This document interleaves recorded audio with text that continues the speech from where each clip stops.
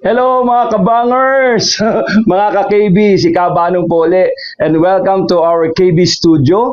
Nako, syempre, unang-una po sa lahat, ako po yung nagpapasalamat sa Poong May Kapal. Lord, thank you po. At naka 300 subscribers na naman po tayo. Grabe! Syempre, kasunod ng pagpapasalamat ko ay ang walang sawa niyo pong suporta sa mga kwento ni Kabanong YouTube channel. Syempre, sa lahat ng mga team OFWs, yan, hello po, shoutout po sa inyong lahat. And syempre sa mga team Palengke po, yan, hello po, shoutout po. Syempre yung mga nasa Palengke po ng 168, ayan, minsan po nagkita-kita po tayo dyan, nag-picture-picture taking kami. Nakilala nila ako eh. Tapos narinig ko po kasi yung kanilang pwesto ay talagang naka-Bluetooth speaker po at naririnig po natin yung mga kwento po ni Kabanong. At syempre dito po sa may Las Piñas, kasi taga Las Piñas po ang inyong abang lingkod. Yan, yung Palengke po ng Las Piñas. Shoutout po sa inyo. Yan, halos lahat ng stores pagka namamalengke ako, pagdaan ko si Kabanong ang naririnig eh. So maraming salamat po. Siyempre yung mga team bakery, ayan, yung mga team factory, ayan, yung mga nagtatrabaho sa factory, at yung mga team office, yung mga nasa opisina, hello po, shoutout po. At sa mga team driver, yan, yung mga nagdadrive po, yung mga pampasahero pong mga sasakyan na nakikinig po, nakatune in po sa mga kwento ni Kabanong. Shoutout po sa inyong lahat dyan. Ayan, at syempre sa team kapamilya, kapatid, kapuso, lahat po ng mga nasa bahay po na nakikinig po kay Kabanong, sa mga kwento ni Kabanong, shoutout po at maraming salamat po sa inyong lahat.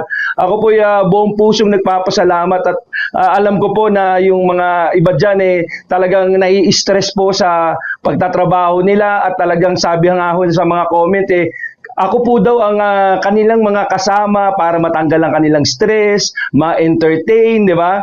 So, yung iba ho nagrereklamo, dami ho daw commercial, mga ads. So, pasensya na po kasi sa totoo lang po, si YouTube, the more kasi na mahaba yung video, mas gusto nila. Opo, at talaga kasi marami silang nilalagyan ng mga commercial o mga ads. Hindi na po kami ang naglalagay ng mga portion ng ads, sila na po. Kaya pagpasensyahan nyo na lang po si YouTube. Well, yun po kung hindi nyo po i-skip ads yun na po yung pinakatulong nyo po sa amin. Siyempre, bukod po sa pagko-comment nyo, pagla-like at pagsa-subscribe. Naku, maraming salamat po at napakalaking tulong po nyo sa amin. Alam nyo po yung mga comments nyo, lagi ko pong nababasa yan.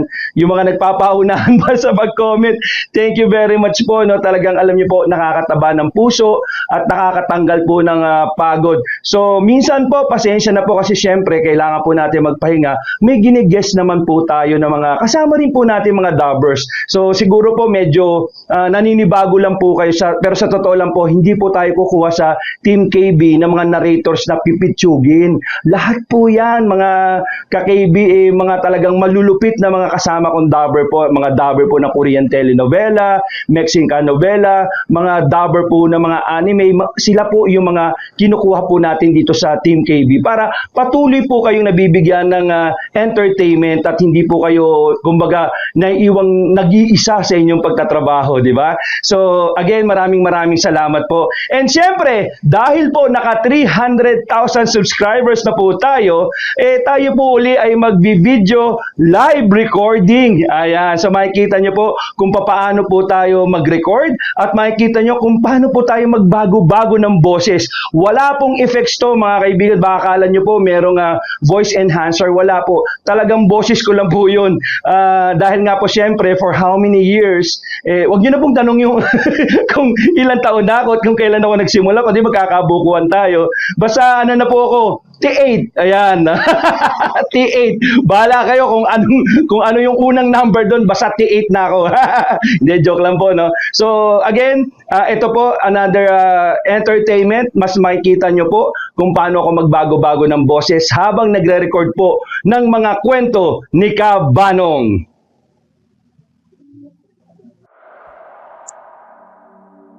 Ano? Mangangatwiran ka ba? Sinabi ko naman sa iyo na ayaw kong sinisingil ako sa harapan ng maraming tao, di ba? Ayan tuloy ang napala mong visit ka. Pasalamat ka ba nga? Sinuntok ko lang yung mukha mo eh. Sige na, Epi. Bayaran mo na ako. 50 pesos lang naman yun eh. Ipandadagdag ko lang sa pambili ko ng gamot ni Dodong. Aray ka! Hindi ka ba talaga nakakaintindi? Wala pa akong pera. Kaya wag mo akong pinapaya sa harapan ng maraming tao, ha? Kung makasingil ka, kala mo milyones na ang utang ko, ha? 5 turon ng kinuha mo kahapon. Yung kikitain ko sa 5 turon na yun mahalaga para sa akin. Kaya sana naman, bayad ka na. Alam kong may pera ka naman Nakita ka na kanina, kumain ka sa karinderya ni Rubina. Ano naman kung kumain ako ron? Kapag kumain doon, may pera na kagad? Hindi ba pwedeng utang lang yon? Isip ka nga, huwag ka nang magsinungaling. Dahil nakita kitang nag-abot ka ng pera sa kanya. Aba, gumagawa ka pa talaga ng kwento, ha? Gusto mo sapakin ko yung mukha mo, ha? Yan, diyan ka magaling, Epi. Ang manakit ng tao para lang mabuhay ka araw-araw. Ano? Anong sabi mo? Kuya. Huwag mo kong sinasabihan ng sinungaling dahil wala kang alam sa buhay ko, ha? Ano? Gusto mo pa, ha? Visit ka! Visit! Hindi kita maintindihan. Paano mo ba nakakayang gumising sa umaga nang wala kang nagagawang maganda para sa lipunan? Ba't gago ka pala talaga, ano? Etong sa'yo! Tama na yan! Ha? Nanlaki ang mata ni Mang Epi nang biglang humarang sa harapan nila ang binatang si Romeo. Hawak nito ang kamay ni Mang Epi na dapat ay nakadapo na sa mukha ni Mang Pitlog. Gigil na binawi ni Mang Epi ang kanyang kamao. Habang si Romeo naman ay nanatili lang sa harapan ng kanyang ama. Nanindigan nito at hindi nagpakita ng takot sa kaharap. Grabe naman po kayo, Mang Epi. Kayo na nga itong may atraso Kayo pa po ang nag-aagrabyado. Maangas na lumapit ng kaunti si Mang Epi. Tumura pa ito saglit at walang pakialam kung halos magdikit na ang mukha nila ni Romeo. Saan ka ba nakakita ng siga o maangas na nagpapakumbaba? Wala, di ba? Dumistansya naman si Romeo dahil amoy na amoy niya ang tila imbornal na bibig ng manong. Kahit na. Dapat matuto kayong pagbayaran ng pagkakautang ninyo. Lumabang kayo ng patas. Kasi kami, kahit nahihirapan kaming mabuhay, hindi kami nanlalamang at hindi nang aabuso ng kapwa namin. Dapat, yun ang matutunan nyo sa buhay Hindi naman na kayo bata Ang tanda-tanda nyo na nga. Hindi ko nga ito dapat sinasabi dahil kusa mo na dapat itong alam Dahil sa sinabi ng binata ay lalo itong nanggalaiti. Kahit na maganda naman ang pinupunto ni Romeo. Insulto pa rin ang nararamdaman ni Mang Epi. Lalapit na sana ito kay Romeo para patikimin ng isang masarap na sapak ang binata, pero bigla na lamang tinapakan ni Romeo ang tae ng aso sa gilid, tapos kinuha nito ang tsinelas at ambang papalo kay Mang Epi. Sige, lumapit ka! Ngayon ka lang makakaranas na may sasampal ng tsinelas na may tae. Ngumisi si Mang Epi. Ayaw rin naman itong magmukhang kahiyahiya. Kaya para hindi siya masampal ng tae, ay tumigil na lamang siya sa paglapit. Ngunit nakasarado ang kanyang mga kamao. Ikaw, Romeo, ha? Maangas kayo, no? Saka mo ko angasan kapag hindi ka na humihiram ng tapang dyan sa taing hawak mo. Sige, magbibigyan kita ngayon. Hindi ka muna masasaktan. Pero ito ang tatandaan yung mag-amang hampas lupa kayo, ha? Sa susunod na araw, kapag nakita ko pa yung mga pagmumukha nyo sa kahit saan dito sa atin, hindi na ako magdadalawang isip na lumpuhin kayo. Naintindihan nyo? Di lumpuhin mo.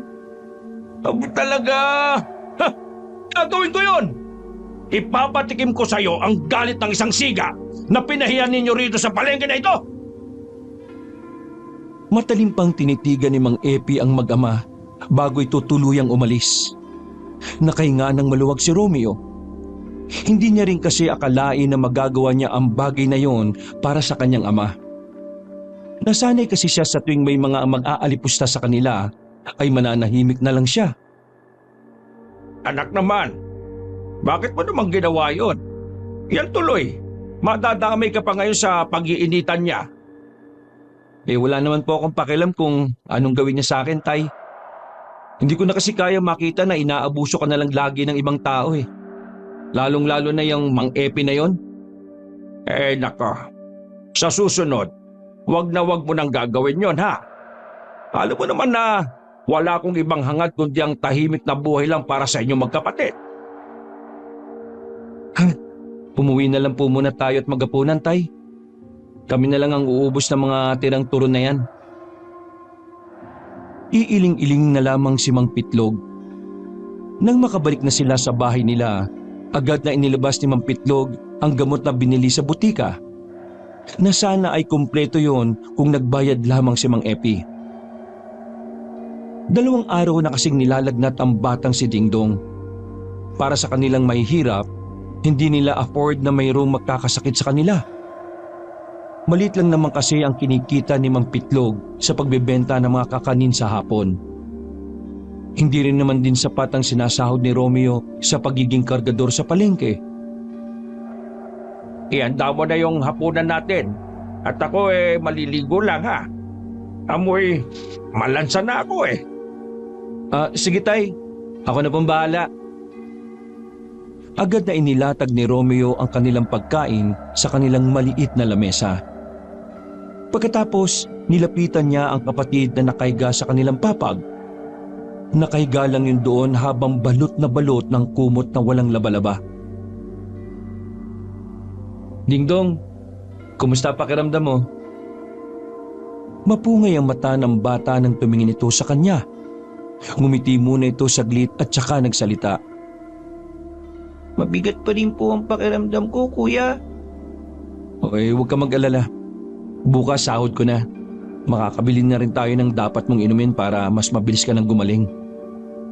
Kuya, kanina nga po nung wala kayo ni tatay, may pumunta dito sa bahay eh. Sandaling napaisip si Romeo. Hindi niya pwedeng isipin na may maniningil sa kanila. Dahil kahit na mahirap lang sila, ay wala naman silang pinagkakautangan. Wala rin naman silang kamag-anak na maaaring lumapit sa kanila. Dahil lahat ng mga kamag-anakan nila sa baryo ay puro mata pobre. May pumunta dito sa bahay? Sino? Nagpakilala ba siya? Hindi niya sinabing pangalan niya eh.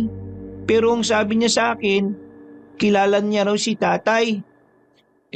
Namukhaan mo ba? Opo. Tapos ano po, malambot siya kahit na lalaki. Ha? Malambot na lalaki? Opo, malambot tapos nakembot pa nga po ang bewang eh. Binabae. Lalaki pero babae kung kumilos at magsalita. Opo. Sino po ba yun? Sabi niya po, matagal na niya pong kilala si tatay eh. Kuya, binabay din ba si tatay? Natawa si Romeo at sandaling tinakpan ang bibig ng bata.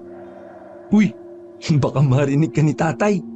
Pero hindi naman ganun si tatay. At kung ganun man si tatay, wala naman siguro masama.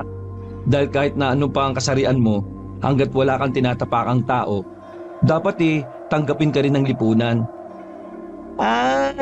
Ganun po ba? Kailangan mo nang kumain ha, para makainom ka na rin ng gamot. Mauuna ka na kasi naliligo pa si tatay sa labas eh. Maayos namang lumipas ang gabing yon para sa pamilya ni Romeo. Yun nga lang ay may kaunting pag-aalala pa rin para sa batang si Dingdong. Wala pa rin kasi yung ganang kumain. Alauna na madaling araw nang magising si Romeo. Dahil sa katok na naririnig niya sa kanilang pintuan, bumangon siya para tingnan kung sino ang kumakatok sa labas. Pero wala naman siyang nakita. Iniisip na lamang niya na baka guni-guni niya lang yon dahil inaantok na rin siya noong mga oras na yon. Babalik na sana siya sa higaan nang may nakita siyang tao na nakatayo sa labas ng kanilang bakuran. Medyo madilim sa parting yon kaya hindi gaanong maaninagan ng binata kung sino ang taong yon. Kaya naman hindi na siya nakatiis. Pinuntahan niya yon. Pero sa kasamaang palad, bigla yung tumakbo. Nakita pa ni Romeo na kumikending-kending ang taong yon habang papalayo. Ha? Teka, yun ba yung Becky na sinasabi ni Dingdong? Sino ba yung taong yun? Iiling-iling na lamang si Romeo na bumalik sa kanilang bahay. Kinaumagahan, pumasok agad sa trabaho si Romeo. Marami kasing kakargahan na truck ng gulay ng araw na yun. Masyado siyang naging abala na tipong hindi na niya nabantayan pa ang oras. Namalayan na lamang niya na madilim na pala ang paligid. Dakong 6:00 ng gabi, nakapila na siya sa paghihintay ng kanilang sahod. Lahat ng trabahador ay malalapad ang ngiti. Ang cool talaga ni Ma'am Rubina, no? Maganda na, mayaman pa. Dami niyang negosyo. Mabenta nga rin daw yung karinderya niya ngayon eh. Nus, ang sabihin mo, crush mo lang si Ma'am Rubina. Nico, kahit na anong gawin mo ha, hinding-hindi ka papatulan ni Ma'am. Uy, grabe ka naman sa crush lang naman eh. Paghanga. Di ba wala namang masama doon? Di ba Romeo? Oo, wala namang masama doon. Pero huwag ka na lang aasa kasi wala talaga. Hanggang tingin ka na lang sa kagandahan ni Ma'am. Wala naman akong pakialam eh. At least, nakakatingin pa rin. Sandaling natahimik ang tatlong magkakaibigan nang marinig nila ang usapan ng mga tinderang nakapila rin. Kagaya nila ay tauhan din yun ni Ma'am Rubina. Totoo ba sinasabi nila? Yung lola raw ni Ma'am Rubina na taga rito rin dati ay mangkukulam. Uy, sira ulo ka. Yung boses mo. Kapag narinig ka niya ni Ma'am, baka hindi ka na makasahod. Uy, huwag kang nga maniniwala sa usapan ng mga chismosa ha. Kailan pa may sinabing matino yung mga chismosang yan? Nung nakaraan ko pa kasi naririnig yan eh. Kapag maganda ka, mabuti ka at may pera ka, lahat ng mga inggit sa'yo, gagawa't gagawa ng kwento para lang masira ka. Yun ang dahilan kung bakit ka nakakarinig ng mga ganyan. Nasa sayo na yan kung maniniwala ka. Pero kung maniniwala ka, ang tawag sa'yo, tanga. Pero papaano kung... Uy, yan na nga ba sinasabi ko eh. Natigil sila sa pag-uusap nang makitang nakatingin na sa kanila ang kanilang boss na si Rubina. Napayuko na lamang sila nang lumapit sa kanila ang amo. Seryoso itong tumingin sa kanila. Anong pinag-uusapan niyo? Wala naman po. Narinig ko lang po kasi na pinag-uusapan ng mga tinderang yan yung lola niyo po. Kaya tinanong ko na lang po itong si Romeo at Bornok kung bakit nila pinag-uusapan yung matanda kahit wala naman yun dito. Agad na dumako ang tingin ng babaeng si Rubina sa tatlong tismosa na bigla na lang din napatigil sa pagsasalita. Nilagpasan sila ng kanilang ma'am at lumapit na ito sa tatlong ginang. Sira ulo ka talaga. Nilaglag mo pa yung tatlong ali. Kaysa naman tayo mapahamak, no? Nang nakasahod ang tatlong tsismosa nung oras na yon, ang tatlong magkakaibigan ay abot langit ang ngiti nang matanggap na nila ang kanilang sahod. Habang naglalakad na pauwi, nadaanan nila ang isang bakuran. Wala naman silang balak na huminto kung hindi lang dahil sa isang lalaki na naroon. Nagtataka kasi sila kung sino yung tinitingnan ng lalaki sa taas. Saan tingin yan? Sa buwan. Ano yan, aswang? Pareho pa silang natawa sa sinabi ni Romeo. Sa hindi inaasahang pagkakataon ay tila narinig sila ng lalaki sa bakuran. Tumingin yon sa kanilang tatlo. Nakaramdam sila ng pagkailang kaya naman naisipan na lang nilang umalis. Pero bago yon, nakita nila ang mukha ng lalaki. Naglalawa yon at parang wala sa sarili. Hindi rin mapakali ang leg nito na pihit ng pihit. Tingnan nyo oh, parang zombie. Uy, huwag mo nang ituro. Tara na, umalis na tayo. Nagmamadaling umalis ang tatlo. Pagdating sa isang kalye ay kanya-kanya na silang naghiwalay. Hindi na pinagtuunan ni Romeo kung anuman ang kanilang nakita. Masyado siyang nakatuon sa sahod at sa mga nabili niyang gamot para sa kapatid niyang may sakit. Pero nang pumasok na siya sa kanilang bahay, ay naabutan niya ang ama na malalim ang iniisip. Habang ang kapatid naman niya na si Dingdong ay natutulog na. Tay, mukha yatang malalim ang iniisip niyo ah. Ayos lang po ba kayo, Tay? Pilit nang ngumiti ang kanyang ama at saka muling dinampot ang tasa ng tsaa. Wala naman akong problema. Pero kanina kasi may pumunta rito sa bahay. Lalaki siya, lalaki siya pero malamya ang kilos. Ano bang ibang tawag doon? Becky? Oo, tama, yun nga. Sinasabi niya na kilala niya ako. Ha? Yan din ang sinabi sa akin ni Dingdong kagabi, Tay. Ano naman bang napag-usapan niyo ng taong yon? Wala naman kaming napag-usapan na mahalaga. Ang sabi lang niya, kilala niya ako. At sa susunod na araw pupunta siya rito para hingin ang tulong ko. Tulong mo? Tulong para saan? Tiningnan ng seryoso ng matandang lalaki ang binata. Sa tingin na yon ay alam na agad ni Romeo ang ibig sabihin ng kanyang ama. Huwag mong sabihin na alam ng baklang yun na dati kang antingero, Tay. Yun nga ang pinagtataka ko. Sa lugar na ito, ikaw at ako lamang ang nakakaalam ng bagay na yon. Isa pa, 9 na taon ko nang iniwan ang pagiging antingero. Kaya napapaisip din ako kung sino ba siya talaga. Kapag ginalang taong yan Teka, huwag ka mag-alala, Tay. Kapag nakita ko siya, kakausapin ko kagad siya at tatanungin. Tumayo na lamang ang kanyang ama, pero kita pa rin sa mukha nito ang labis na kuryosidad. Nang sumapit ang umaga ay maganda-ganda na ang pakiramdam ng binatang si Dingdong. Nagkataon naman na walang pasok sa palengke si Romeo nung araw na yon.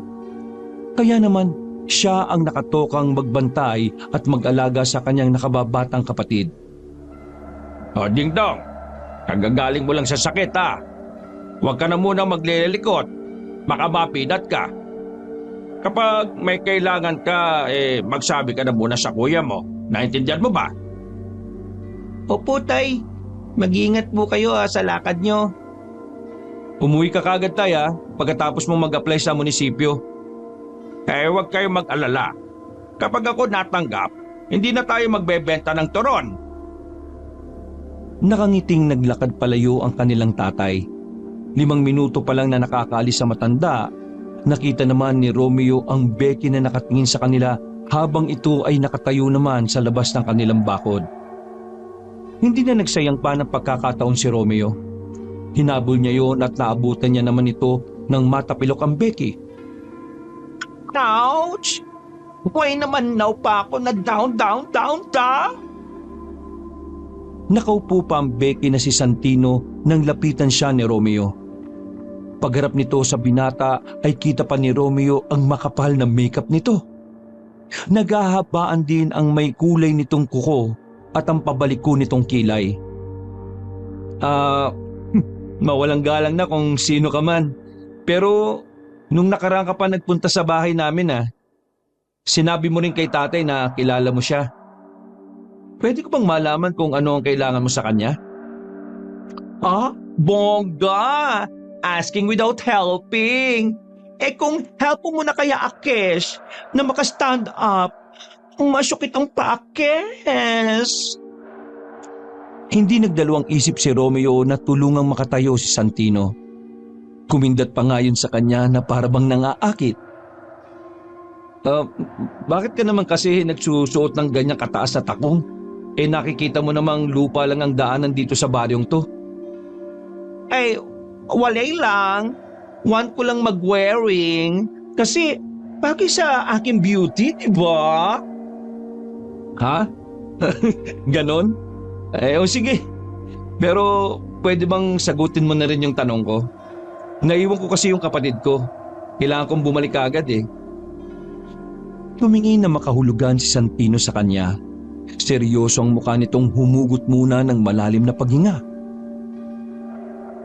Siguro naman, knows mo na yung pudra ay dating atingero, di ba? Ha? Oo naman. Pero pwede bang huwag mong lakasan ang boses mo? Sikreto lang kasi yan eh. Ay, actually, my name is Santino. Santino sa umaga, Santino sa gabi. Ang santa-santahan ng Barrio Burgos na naniniwala sa kasabihang biruin mo ng lasing, wag lang ang matching na bating. Nagsalubong ang kilay ni Romeo dahil alam niyang ibang-iba ang sinabi ni Santino sa nakasanayang kasabihan. Tapos? Kilala ng pudrakels ko ang pudrakels mo. As far as I know, dati silang mag-join force kontra sa mga aswangit. Kaso, si Pudra na deadball na last year. Dahil walay na ang pudrakels, walay na ring guardian sa aming baryo. Scared ang person sa aming lugar. Kaya naman, need ng mga person ng isang human being para maging protector. Teka. Sinasabi mong may mga aswang sa baryo ninyo? At dahil wala na ang papa mo, ang tatay ko ang gusto mong pumalit sa kanya? Ganun ba? Tumpak, bongga! Bright person! Napahawak si Romeo sa kanyang noo at napaisip. Doon na niya naintindihan kung ano ang gustong mangyari ng kausap niyang si Santino. Pero dahil matagal nang wala sa ganoong larangan ng kanyang ama, hindi niya sigurado kung matutulungan ni Ma'am Pitlog ang kausap niya. Alam mo kasi, matagal nang hindi antingero si tatay eh. Kaya hindi ko sigurado kung matutulungan kanya. Kaya, Help me! Gusto kong mag-talk sa pudrakels mo. Want ko siya sa aming baryo eh. Needed namin siya sa aming... ay naku, mabibigo ka lang kung kakausapin mo siya. Matagal nang kinalimutan ng tatay ko ang ganyang gawain. Kaya, pakiusap lang ha. Huwag ka nang bumalik sa bahay. Ay, ano ka ba naman kuya? Kapag don't nanategi ang mga aswangit sa amin, there's a big chance na gumora sila dito eh. And you know what? Every baryo sasakupin ng mga aswangit na yon. Kaya walang no choice ang pudrakels mo. Siya na lang ang one and only antingero na natitira. Siya lang ang may powers na lumaban sa mga ugly creatures. Kaya please naman no, help! Help! Siya lang ang hope ng plangto. Huminga ng malalim si Romeo. Kahit na hindi pa naman niya lubusang kilala ang taong iyon, hindi niya maintindihan kung bakit ang bilis niyang maniwala. Sige, susubukan kong kausapin si tatay. Sasabihin ko ang mga sinabi mo. Pero pakiusap lang ha, huwag ka na munang pupunta sa bahay namin, pwede? Diyos ko Lord, thank you so much. Kapag pumayag ang pudrakels mo, many more na life ang mga maliligtas. Huwag ka munang maging masaya. Hindi ko alam kung papayag yung si tatay. O paano? Kailangan ko nang bumalik sa bahay eh. Wait, Sung! Ha? Anong name mo? Sandaling tumingin ng makahulugan si Romeo. Romeo. Romeo ang pangalan ko. Malapad ang ngiting ipinakita ni Santino, ngunit wala namang reaksyon doon si Romeo. Hindi naman mawala-wala sa isipan ni Romeo ang mga sinabi ni Santino. Hindi niya inakala na meron pa palang mga aswang ang nanggugulo sa mga tao. Buong akala niya kasi ay naubos na ng kanyang ama ang mga aswang noon. Dahilan para tuluyan ng bitawan na matanda ang pagiging antingero. Lumipas sa mga hapon na walang ibang tumatakbo Lumipas ang maghapon na walang ibang tumatakbo sa isipan niya kundi ang mga aswang. Hindi niya maiwasang hindi mangamba para sa kanyang kaligtasan. Dahil kung totoo ngang may mga aswang pa rin, isa lang ang ibig sabihin nun para sa kanya. Nasa panganib ang buhay ng kanyang ama. Ano? Yung lalaking nakita na... ano? Yung lalaking nakita natin kagabi? May sinaktan? Kinabahan si Romeo nang marinig ang balitang yon ni... Kinabahan si Romeo nang marinig niya ang balitang yon ni Nico habang sila ay nasa bilyaran. Bigla kasi siyang nitong pinuntahan para lamang ibalita sa kanya ang nangyari. Oo, buting araw. Hindi gaanong malala ang tinamong sugat ng babae. Kinalmot daw ng kuko eh. Kaya nasa na yung lalaki? Kaya nasa naman yung lalaking yon? Yung nangalmot? Yun ang hindi natin alam. Walang makapagsabi eh. Pero alam mo ba kung anong chismis? Chismis? Anong chismis naman yan? Lumapit si Nico kay Romeo. Yung lalaki raw, aswang. Ha? Aswang? Teka nga, saan mo na naman nalaman yan? Kay Mang Berting. Di ba albularyo yun? Sinabi niya sa iba na baka raw na ano yung lalaki. Anong na ano? Yung ano, ginawang aswang daw ng aswang. Hindi na nakapagsalita pa si Romeo. Dumaloy na agad ang kaba sa kanyang sistema.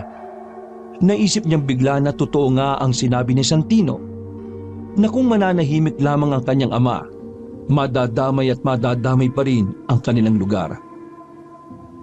Pre, ang sinabi pa ni Mang Berting, sinyalis lang daw yon na may iba pang aswang na nagtatago lang. Nasa panganib daw ang lugar natin. Uy, nakikinig ka ba? Kailangan ko na umuwi ng bahay. Walang kasama si Dingdong eh. Agad na iniwan ni Romeo ang kanyang kaibigan. Nang makabalik na siya sa kanilang bahay, ay agad niyang nakita si Dingdong na masayang naglalaro. Nakahinga siya ng maluwag. Napaparanoid na rin kasi siya dahil doon sa lalaking bali-balitang naging aswang. Dingdong, wala bang pumunta rito na ibang tao? Yung lalaki po na malambot. Hindi, ibang tao. Ibig kong sabihin, yung parang nakakatakot. Nakakatakot po? Wala naman po. Bakit po? Hinawakan ni Romeo ang ulo ng bata at saka binigyan ng paalala. Kung sakali mang wala ko rito at si tatay, kapag may nakita kang Aswang po ba? natamimi si Romeo sa sinabi ng kanyang kapatid. Hindi niya alam kung papaanong yun agad ang unang pumasok sa utak ni Dingdong. Samantalang hindi naman nila yun kinukwento ng kanyang ama tungkol doon. Sa katunayan, wala nga itong alam na dating antingero si Mang Pitlog. Teka, bakit mo naman yan alam? Noong may sakit po kasi ako, ilang beses ko pong napapanaginipan na meron daw pong aswang. Basta, sasabihin mo sa akin kung ano man ang makikita mong hindi ka aya-aya ha? Naintindihan mo ko? Opo, sige po. Pagkatapos ng usapan na yon, ay inilatag na rin ni Romeo ang banig. 7:00 pa lang ng gabi noon pero maagang nakaramdam ng antok ang batang si Dingdong. Wala pa rin si Mang Pitlog noon kaya merong nararamdamang kaunting kaba si Romeo. Tulog na si Dingdong habang siya kahit inaantok na rin ay pinipilit pa rin itong manatiling gising. Hinihintay niya kasi ang kanilang ama. At sa parehong oras, binabantayan din niya si Dingdong. Ang kaso nga lang, hindi na niya namalayan na nakatulog na pala siya. Nagising na lamang siya nang marinig na may malalakas na katok sa kanilang pintuan. Sa pag-aakalang ang kanyang ama yon, bumangon siya at lumapit sa pintuan. Pipikit-pikit pa siya na tinanggal ang pako na nagsisilbing kandado ng pinto. Pagbukas niya, Bumungad sa kanya ang ilang lalaki sa labas. Hindi niya makita ang mukha dahil may kadiliman din doon. Sino kayo? Tanong ng binata na bigla na lang ding naglakihan ng kanyang mga mata. Wala siyang nakuhang tugon mula sa mga taong yon. Kaya naman nagsimula na rin siyang kabahan. Ha? Sino kayo? Ano kailangan? Hindi na naituloy ni Romeo ang sasabihin nang bigla siyang sipain paloob ng kanilang bahay. Nang pumasok na rin ang mga yon, saka lamang nalaman ni Romeo na mga aswang ang mga lalaki. Nakakatakot ang mga mukha nito. 11 anyos pa lang siya nung huli siyang makakita ng aswang. Hoy! Saan niyo dadalhin ng kapatid ko? Huwag niyo siyang kunin! Sinubukan tumayo ni Romeo, pero sa kasamaang palad ay muli siyang sinipa ng dalawang lalaki hanggang sa tuluyan na siyang mapaluhod sa sahig. Wala na siyang nagawa. Nakita na lang niyang tinatangay na ng mga aswang ang batang si Dingdong. Pag-alis ng mga aswang ay iika-ika siyang naglakad palabas ng kanilang bahay. Hawak-hawak niya pa ang kanyang tiyan nang lumabas siya ng bakuran. Dahil wala na ang kanyang ama. Pinuntahan niya ang bahay ni Mang Berting para humingi ng tulong. Mang Berting! Mang Berting! Tulungan niyo po ako! Bilis! Ilang minuto lang ay dumungaw na sa bintana ang matandang puti na rin ang buhok. Ano bang kailangan pa? Yung kapatid ko po, kinuha ng mga aswang. Pinasok po nila ang bahay namin. Mang Berting, tulungan niyo kami. Ano? Diyos ko naman. Nagmamadaling lumabas ang matandang si Berting. Lalo itong nag-alala nang makitang dumura ng dugo si Romeo. Ang bihira. Nasaan ba ang tatay mo? Siya dapat ang una mong hingat ng tulog eh. Alam niyo po na antingero si tatay? Ano ka ba naman? Siyempre naman, oo. Ako nga ang nagbasbas sa mga anting-anting ng papa mo eh. Sinubukan ni Romeo at Mang Berting na sundan ng mga aswang na dumukot kay Dingdong. Pero nakarating na sila sa kagubatan ay wala naman silang nakita. Hindi alam ni Romeo ang gagawin ng mga sandaling yon. Sinisisi niya ang kanyang sarili dahil sa nangyari. Ang pabuti pa, umuwi ka na muna sa inyo. Kailangang malaman muna ito ni Pitlog. Maraming salamat po sa inyo, Mang Berting. Huwag kang mag-alala. Tutulungan ko kayong maibalik sa inyo ang kapatid mo. Tinapik-tapik na matandang albularyo si Romeo sa balikat. Pero hindi pa rin yun naging sapat para gumaan ang kanyang pakiramdam. Bawat minutong wala sa kanila ang batang si Dingdong, hinding-hindi matatahimik ang kanyang kalooban. Bumalik sila sa bahay nila. Sakto naman nakararating lamang ni Mang Pitlog. Takang-taka ito dahil inabutan niyang bukas ang bahay ng walang tao. Romeo, saan ka ba galing? Saan ba kayo nagpunta ni Ding... teka, nasaan ang kapatid mo? Napaupo na lamang si Romeo sa may gilid ng pintuan. Hindi niya alam kung papaano sisimulan ang sasabihin niya. Romeo, ano ba problema? Tinatanong kita. Nasaan ang kapatid mo? Nasaan si Dingdong? Tay, kinuha siya ng mga aswang eh. Kanina, habang natutulog kami, biglang dumating yung mga aswang. Kinuha nila si Dingdong, tay. Anong sinasabi mo? Kinuha ng mga aswang ang kapatid mo? Patawarin mo ko, tay. Kasalanan ko nangyari. Teka sandali. Paano kukunin ng aswang ang kapatid mo? Matagal nang walang aswang ah. Tay, hindi pa po nauubos sa mga aswang. May mga aswang pa. Tama ang sinabi ng baklang yun eh. May mga aswang pang nabubuhay. At kapag wala tayong ginawa, maghahasik na rin sila ng lagim dito sa atin. May mga aswang pa. Paano bang nangyari yon? Hindi ko rin alam, tay. Di ba ang akala natin, patay na silang lahat, 9 na taon na ang nakakalipas. Hindi ko inakala na meron pa rin palang aswang. Tay, ano pong gagawin natin? Kinuha nila si Dingdong. Hindi ko mapapatawad ang sarili ko kapag may nangyaring masama sa kanya. Umupo rin sa gilid ang matandang si Pitlog. Bumuntong hininga pa ito at sandali ring nag-isip. Kitang-kita sa mukha nito ang labis na pag-aalala. Hindi tuloy maiwasan ni Romeo na maawa sa kanya. Mukhang kailangan ko nang bumalik sa pagiging antingero ah. Pero paano ang pangako mo kay Mama nung bago pa siya mamatay? Kung nasan man ang nanay mo, tsaka kung maintindihan niya kung bakit ko ito gagawin. Romeo, anak, wala na tayong ibang paraan kung papaano may babalik si Dingdong sa atin. Magiging mahirap ang lahat kung hindi ako babalik sa pagiging antingero. Lalo na sa puntong ito. Pakiramdam ko ito na ang itinakda nilang panahon para gumanti sa ginawa kong paglaga sa lahi nila. Napalingon ng dalawa sa lalaking pumasok sa kanilang bakuran. Kumikending-kending pa ang bewang nito nang lumapit sa kanila nang walang paalam. Mataas ulit ang gamit nitong takong kaya nakatingala ang mag-ama sa kanya. Mampitlog, nakatunog ng betlog. Makakajolong ake sa pag-bring back ng inyong Junanis na bunso. Napatayo si Mampitlog at saka hinarap ang binabae. Oh, ikaw na naman? Exactly. Kiss lamang ite.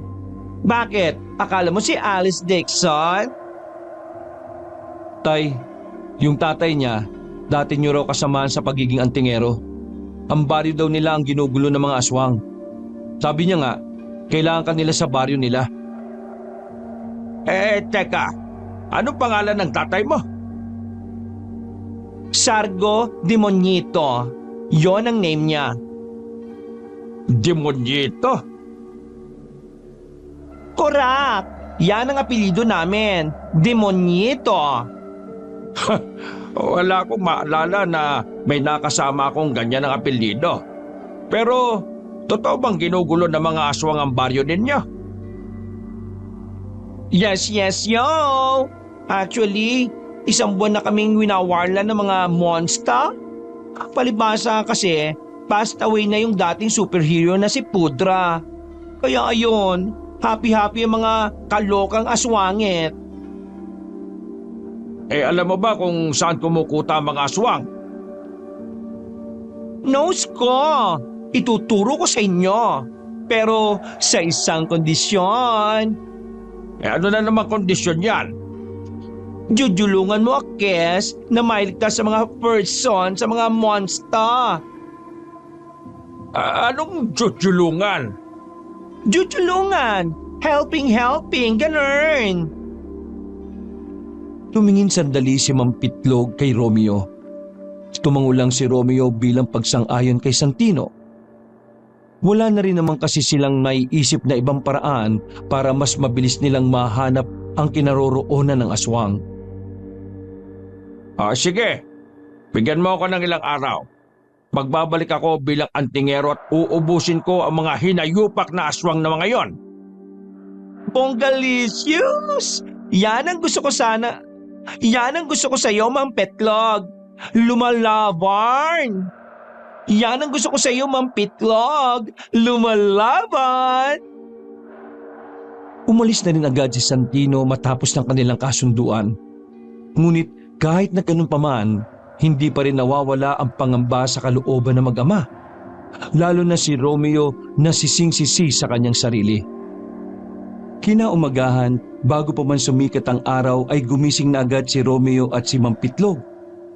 Pupuntahan nila ang matandang si Mang Berting para kunin ang anting-anting na pinatago ni Mampitlog. Sakto na noong dumating sila ay inilabas na pala ng albularyo ang mga gamit na ibibigay sa kanila.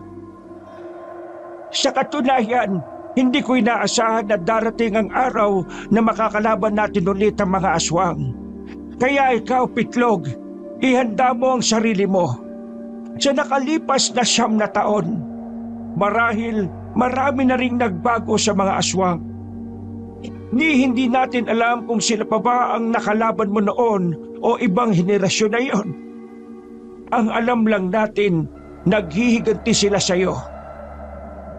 Tumayo ang albularyo at may kinuhang maliit na baul. Mula roon ay binigay ni Mang Berting kay Mang Pitlog ang isang kwintas na kulay pula. Nabase sa dalawang matanda, dugo raw yun ng isang mabangis na leon na tumigas. Isang anting-anting na binasbasa ni Mang Berting at di umano pati na rin ng kalikasan.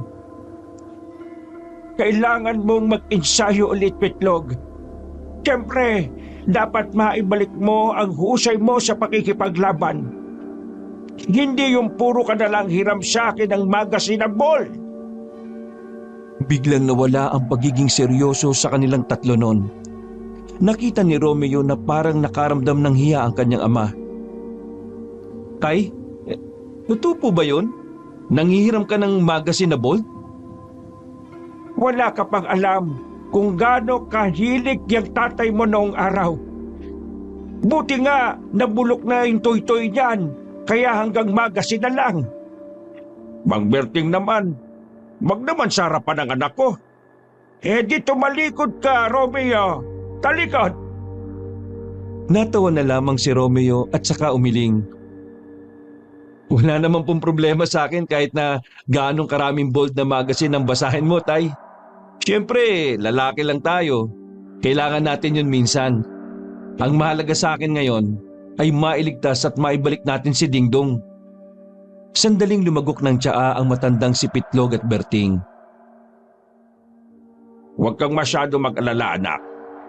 Alam kong ako ang pakay nila. Hindi nila gagalawin si Dingdong. Nasisiguro ko yan. Hindi nila magagalaw. Yun ang tamang sabihin mo. Napansin ni Romeo na parang nagsenyasa ng dalawa. Hindi siya pamilyar sa mga kahulugan ng mga senyas kaya hindi niya alam kung ano ang ibig sabihin nun. Sumapit ang tanghali. Sandaling umalis si Mang Pitlog para mag-insayo sa kagubatan. Si Romeo naman ay hindi na rin pumasok sa palengke. Gamit ang itak at latigo, nagsanay din siya kung paano lumaban. Pilit niyang ginagaya kung paano makipaglaban ang kanyang ama noong araw. Samantala, sa kalagitnaan ng kanyang pagsasanay, biglang dumating ang dalawa niyang kaibigan, si Nico at Bornok. Bagsak ang balikat ng dalawa. Parang mukhang nalugi. Oh, ano nangyari sa inyo? Bakit ganyan ang mukha ninyo? Sandaling nagkatinginan ng dalawa at saka bumuntong hininga. Umupo ang mga ito sa mahabang upuan na yari sa kawayan na nasa gilid ng bakod. Wala na tayong trabaho. Wala na talaga tayong tao. Kakainis naman. Ano naman kasing ginawa niyong kalokohan at bakit kayo natanggal? Anong ginawang kalokohan? Wala kaming ginawa. At uy, kasama ka sa natanggal, no? Lahat tayo, wala nang trabaho. Sandaling binitiwan ni Romeo ang itak at latigo. Ha? Bakit? Nalugi na ba yung negosyo ni Ma'am Rubina? Ewan namin. Basta lahat ng negosyo niya biglang itinigil muna eh. Ito na nga ang chismis. Ito raw si Ma'am Rubina, minanan na raw ang pagiging mangkukulam ng lola niya. Kaya yun, hindi na muna siya Oy, Nico, yan ka na naman sa chismis eh. Saan mo na ba nakukuha yung mga impormasyon na yan? Basta, yun ang chismis. Ay teka, maiba tayo. Nasa pala si Dingdong? May dala-dala pa naman akong piko para sa kanya. Nangako kasi ako nung nakaraan sa kanya eh. Nako, wag mong sanayin, baka masanay. Nasaan nga? Nasa loob lang. Wala kaming nakitang nasa loob. Nasaan nga? Nagdadalawang isip si Romeo kung sasabihin niya rin ba sa mga kaibigan niya ang tungkol sa pagdukot sa kanyang kapatid. Batid niya kasing maaring kumalat ang bagay na yon sa oras na malaman ni Nico at Bornok. Alam niya rin kasi kung gaano kadaldal ang dalawa. Papa Romeo? Napalingon sila sa bakuran nang marinig ang maharot at malanding tinig ni Santino. Salubong naman ang kilay ni Nico at Burnok nang makita ang binabae na pumasok sa bakuran. Papa Romeo, ready na ba ang mga food rackels mo? Ituturo ko na sa kanila kung nasaan yung mga monster na aswang. Hindi na napigilan ni Romeo ang sinabi ni Santino. Dahil dito, nakatunog na si Nico at si Burnok. Ano? Aswang? Teka. Kakalabanin pa ng papa mo ang mga aswang? Albularyo ba ang papa mo? Shucks! Doon pa nila, no? Sorry to the max. Don't din pala ako dapat nag-tell. Napailing na lamang si Romeo. Wala na siyang dahilan pa para maglihim sa mga kaibigan niya. Kukulitin din naman siya nito kung ililihim niya pa. Bagyang lumapit si Romeo sa dalawa at hininaan ang kanyang boses. Hoy, makinig kayo. Kung ano man ang malalaman nyo, sana huwag niyong ipagsasabi ha. Tumango si Nico at Burnok bilang tugon. Si tatay ay isang antingero. Nilalabanan niya at pinapaslang ang mga aswang noon. Pero matagal na siyang nag-retire. 9 na taon nang nakalilipas pero now need ng pudra niya mag-come back. Dahil ang mga ugly creature ay nagwa-warlan na. Don't you ba knows? Ang kanyang little brother ay ginetsong ng mga aswang. Uy, hinayaan mo na lang sana na ako magsabi sa kanila, di ba? Teka. Ano yung ginetsong? Ginetsong? Ibig sabihin, kinuha. Biglang tinapik ni Santino sa balikat si Burnok nang may nang aasar na itsura. Uy!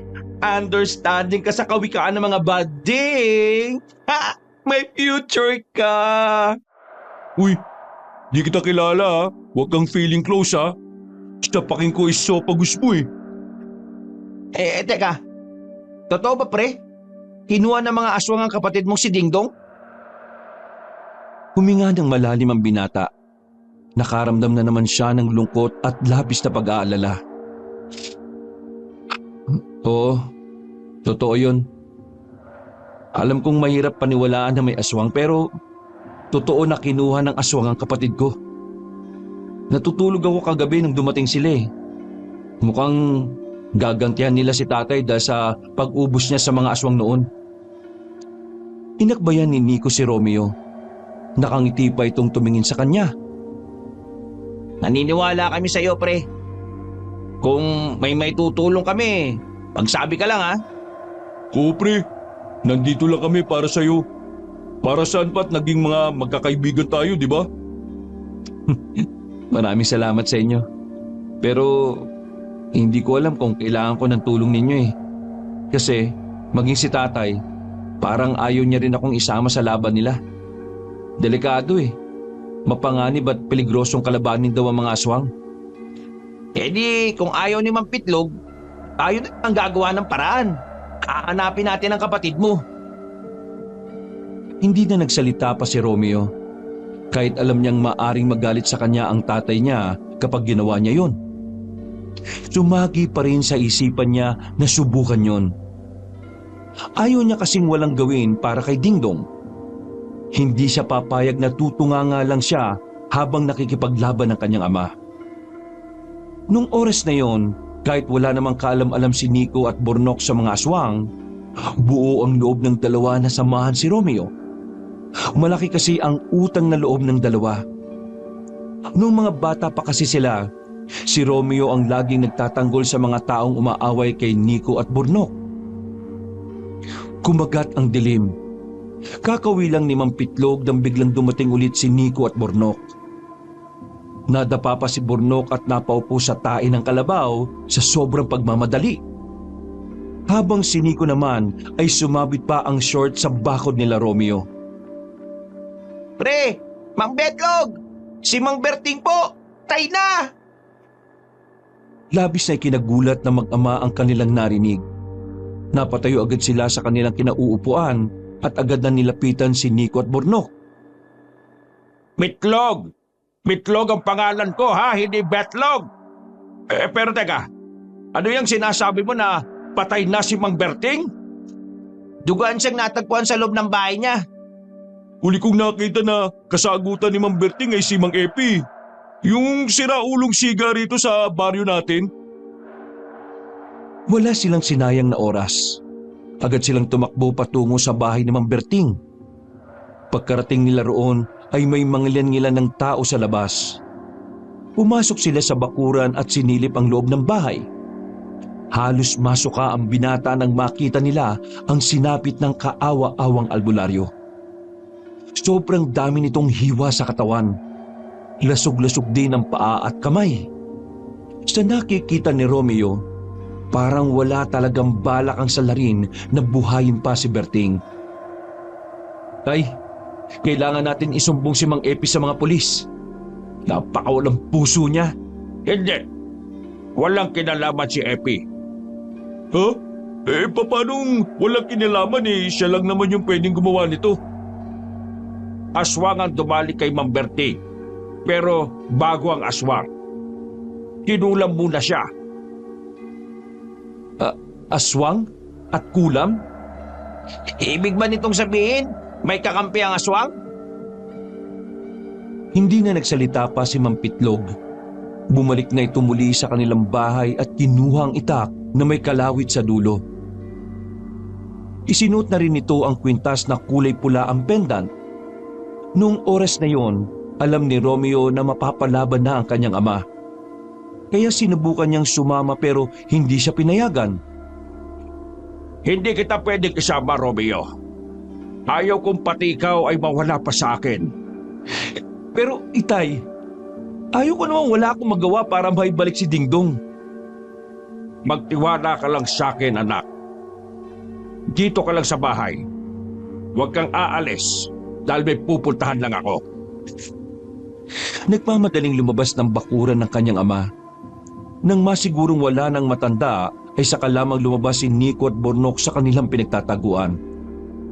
Oh, Nico, Bornok, tara, samahan niyo ako. Susundan natin si tatay. Uy! Ha? Ayos! Walang kamalay-malay si Mang Pitlog na nakasunod pala ang tatlong binata. Maingat ang bawat lakad nila Romeo para hindi sila mahalata ng matanda. Sa kakasunod nila, nakarating na sila ng kagubatan. Madilim na lugar na yon, kaya naman hindi maiwasan tatlo ang magkatakutan. Nakakatakot naman dito. Parang ganito yung mga napapanood ko sa pelikula eh. Yung unang namamatay daw yung laging nahuhuli maglakad. Parang tangang nag-uunahan si Nico at Bornok. Hindi pa titigil ang dalawa kung hindi pa hahablutin ni Romeo. Huy! Umayos nga kayo. Kapag nalaman ni tatay na nakasunod tayo yari ako sa kanya. Bakit? Takot ka ba sa papa mo? Kuntog ko pa sa muscles ko yung papa mo Sus! Kung makapagsalita to, parang kung sinong matapang. Sigawan ka nga lang ng syota mo, tiklop ka na At least, ako may syota. Ikaw, wala. He, ayos lang walang syota, no? Ang malaga, hindi ko under... Huy! Ano ba? Ang gulo niyong dalawa Tumigil na rin si Nico at Bornok nang makita nilang tumigil na si Mang Pitlog. Pagtanaw naman nila sa di kalayuan, meron silang nakitang isang babae na nakaupo sa mga nakapalibot na kandila. Mangkukulam pala ang hinahanap ni Papa. Malakas ang kutob ko na yan ang kumulam kay Mang Berting. Bagya silang lumapit. Pumwesto sila sa lugar na kung saan ay pwede nilang marinig ang ginagawa ng babaeng mangkukulam. Maliwanag din doon kaya makikita rin nila ang mga kaganapan. Nagulat na lang sila nang biglang lumapit si Mang Pitlog sa babae. Pagharap ng babae, namukha nila kung sino yon. Hindi makapaniwala si Romeo at Bornok. Pero para kay Nico, matagal na rin niyang naiisip yon dahil sa kakasagap niya ng chismis. Ma'am Rubina, mukhang abalang-abala ka sa ginagawa mo Takot na takot ang babae at saka ito tumayo. Muntikan pa nitong matapakan ang isang kandila sa pagkataranta. Saan mo nakuha ang larawang kong yan? Ako na pala ang isusunod mong kulapin, ha? Umamin ka nga sa akin. Ikaw ba kasabwat ng mga aswang? Anong sinasabi mo? Ma'am, huling-huli ka na po eh. Ikaw ang mangkukulam sa baryo na kumulam kay Mang Berting. Ngayon, ako naman ang isusunod po ninyo. Balak mong alisin muna ang isang albularyo at ang isang antingero nang sa ganun madali niyong maisasakatuparan ng mga plano ninyo. Wala ka yata sa sarili. Tinutukan ni Mang Pitlog ng itak na may kalawit sa dulo ang babae. Umamin ka na at sabihin mo sa akin kung nasaan ang kuta ng mga aswang at kung sino ang huling tumotas kay Mang Berting. Gusto mo bang umamin ako? Sige. Ilang sandali lang ay may mga kalalakihan ang lumabas mula sa gilid-gilid ng mga puno. Lahat ng yon ay naglalaway. Umaangil at nakakatakot ang mga anyo. Ito ang sagot ka. Nakaramdam na ng takot si Romeo para sa kanyang ama. Para sa kanya, magiging dihado si Mang Pitlog dahil nag-iisa lamang ito kumpara sa 10 mga aswang na protektor ng mangkukulam na si Rubina. Pasensya na po kayo, ma'am. Pero Diyos lang ang kinatatakutan ko. Walang ano-ano ay bigla nagsilusuban ng mga aswang patungo sa kinaroroonan ni Mang Pitlog. Tuwang-tuwa si Nico at Burnok nang makita kung papaano lumaban ang matandang si Pitlog. Grabe pala talaga ang tatay mo, pre. Akala ko isa lang siyang tagatinda lang tron eh. Hindi ko na pala siya iuuntog sa muscle ko. Kahit ako, hindi ko rin alam na ganyan pala talaga siya kagaling. Tingin ko, hindi na niya tayo kailangan ngayon eh. Mabuti pa manood na lang tayo. Kitang-kita nilang sisiw lang kay Mang Pitlog ang pakikipaglaban sa mga aswang na yon. Wala sa kilos nito ang pag-aalinlangan. Ang nakikita nila sa galaw nito ay isang malakas at matapang na antingero. Sa kalagitnaan ng kanilang pagkamangha, naramdaman na lamang nila na may tao na sa kanilang likuran. Nagulat sila dahil paglingon nila, nakita nila ang isang aswang na parabang nanunood lang din sa kanila. Tinutukan ni Nico ng ilaw sa muka ang nilalang na yon. Nakilala nila ang aswang na yon.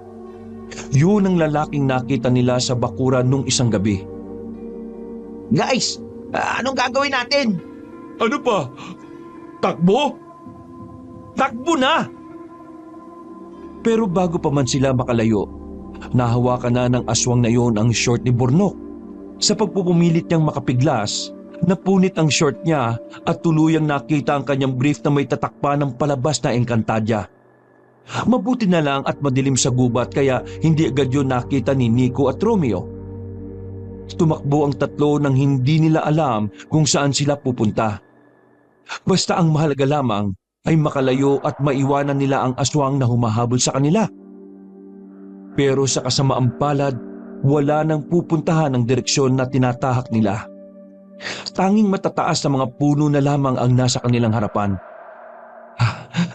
Wisit naman! Kainis! Anong gagawin natin, pre? Dead end na to eh. Wala na nga ako short eh. Paano na? Naabutan sila ng aswang. Ang tanging nagawa na lamang nila ay sumiksik. Nang magsimula ng lumapit sa kanila ang aswang na yon, ay nadagdagan pa ang kanilang kaba. Parang aatake na sa puso si Nico. Si Burnok naman ay mas inintindi pa nitong huwag makita ni Romeo at Nico ang design ng kanyang brief. Habang si Romeo naman naisipan niyang dumampot ng bato sa gilid.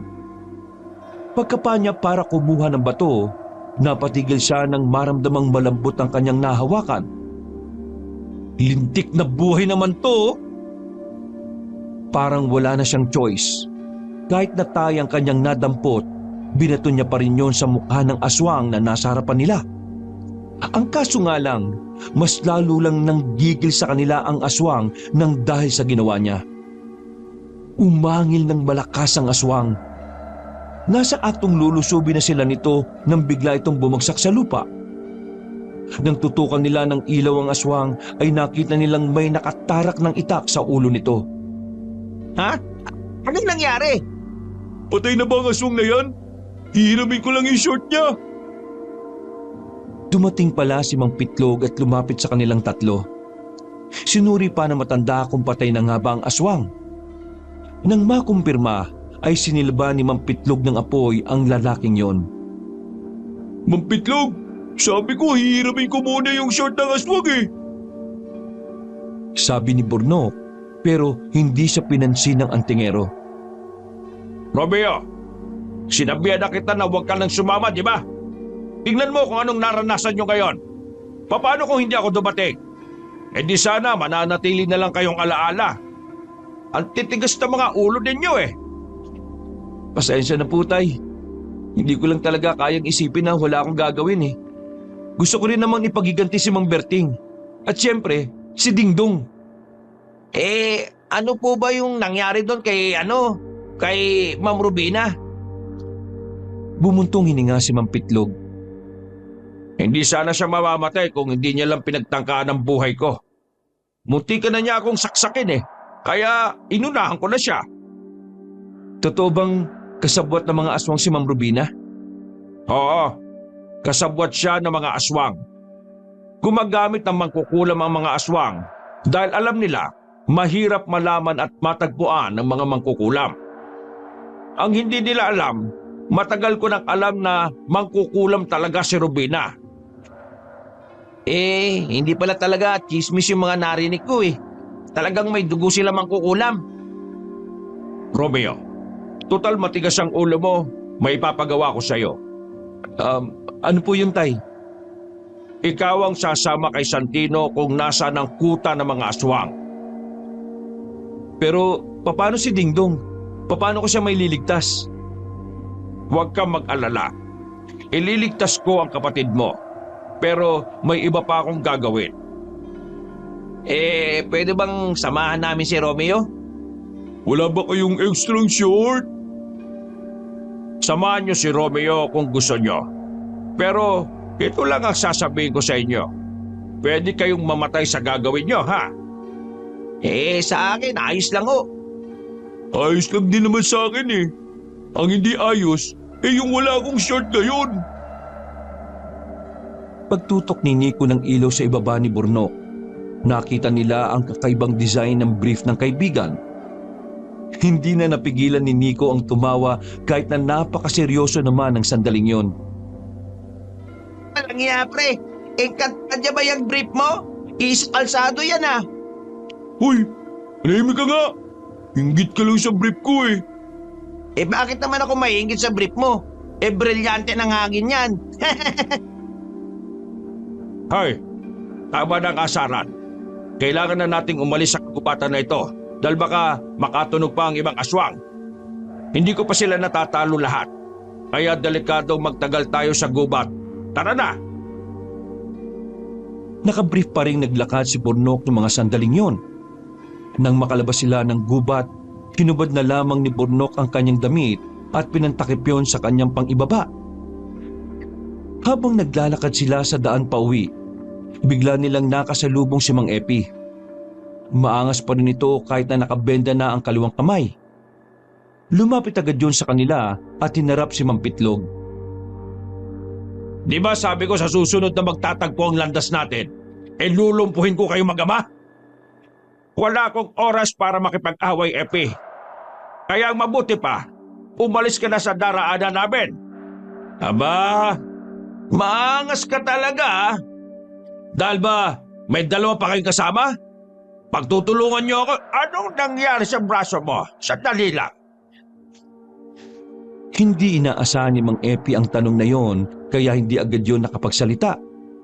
Pero sa unang tingin pa lang, alam na kagad ni Mang Pitlog kung ano ang nangyari doon. Inatake ka ba ng aswang?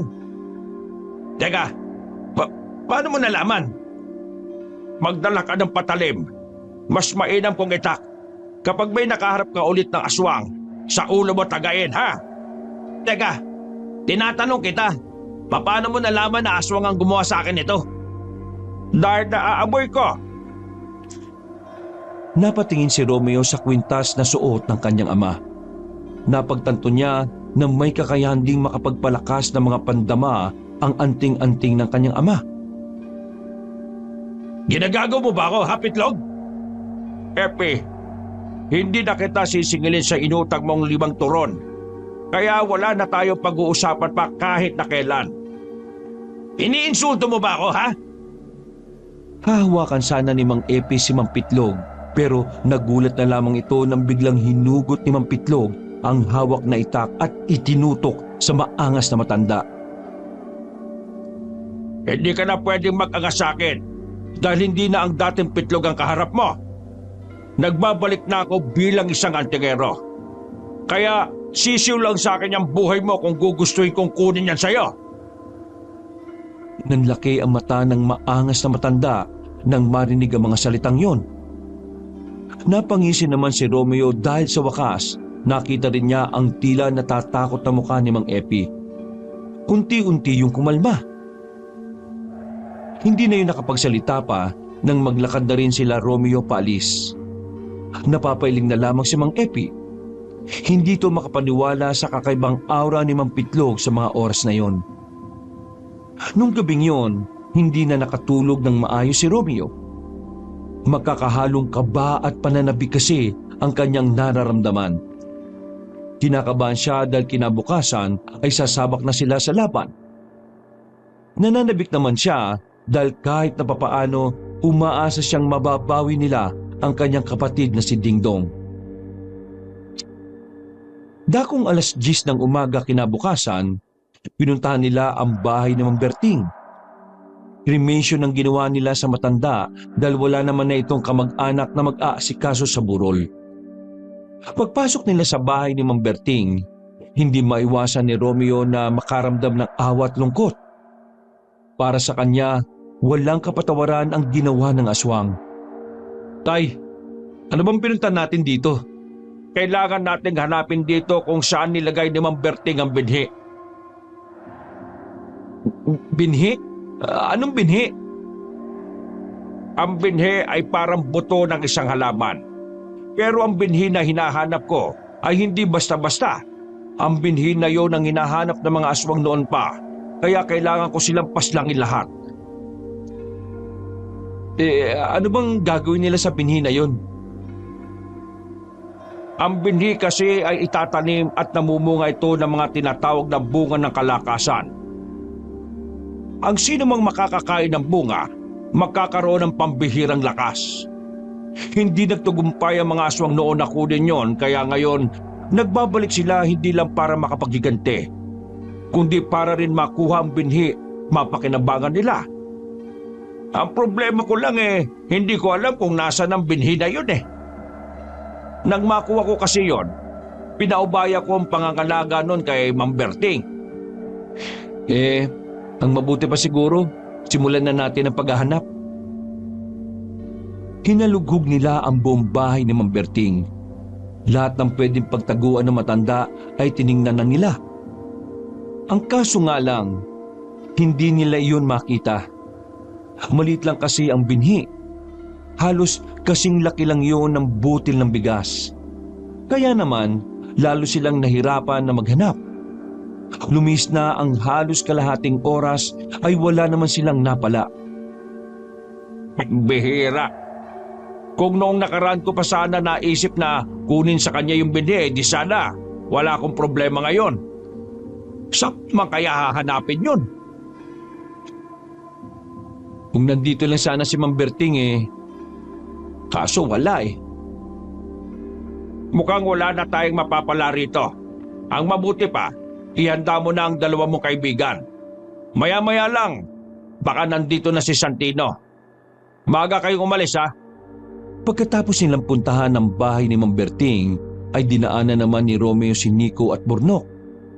Pagpatak ng 11:00 ng umaga, ay kumpleto na silang 3. Tanging si Santino na lamang ang kanilang hinihintay. Habang nasa bakuran, natanong nila si Santino na paparating. Nakasuot ito ng pambabae. Mataas na naman ang takong at sobrang kapal ng makeup na mukha na dinaig pa ang clown sa mga birthday party. Akala ko ba pupunta natin ng mga aswang? Bakit ganyan ang suot mo? Kaya mo na, hindi ko rin naman niya kilala Basta ang sabi niya, Alam niya kung nasaan nagkukuta ang mga aswang. Pampira naman tao yan, pre. Parang karito na dumaan sa lubak. Kapag naglalakad grabe ang giling, oh. Hello, everyone. This is Santina standing in front of you. Naniniwala sa kasabihan, kung ayaw mo maging malungkot, di maging masaya ka. And I thank you. Sabay-sabay na napailing sila Romeo. Hindi makapaniwala si Romeo na parang wala man lang nararamdamang kaba si Santino. Nagawa pa kasi nitong rumampa. Tara na, dali mo na kami sa kuta ng mga aswang. Iligtas na natin ang kapatid ko. What is your pod, Raquels? Hindi ba siya magjo-join force to us? Siya ang main character eh. Bawal mag-go away kasi baka mag-pass away. Hindi ko na rin alam kung nasan si tatay eh. Kagabi ko pa siya hindi nakikita. Pero kahapon, ang sabi niya sa akin ay may kakalabanin lang siya. Ramdam ko, natagpuan na niya ang kuta ng mga aswang eh. Pero, kinakabahan kasi ako. Bakit hindi siya makabalik? Sa hindi may paliwanag na dahilan, napansin ni Romeo ang simpleng pagkakangiti ni Santino. Pero hindi na lamang niya yun pinansin. Inisip na lamang niya na baka normal lang yun sa mga tulad ni Santino na malambot. Pwede na ba tayong umalis? Kanina pa kami dito eh. Oo nga, gustong-gusto ko ng manapak ng aswang eh. Tsaka, ng mukha ng aswang. Well, if strong bones naman kayo, di go na us. Bago mag-alas 12 ng tanghali, ay lumakad na ang apat. Ayon kay Santino ay malayo-layo ang kanilang lalakbayin. Hindi sila pwedeng sumakay ng kahit na anong sasakyan dahil kabundukan na ang kanilang tatahakin. Malayong baryo kasi ang kanilang pupuntahan.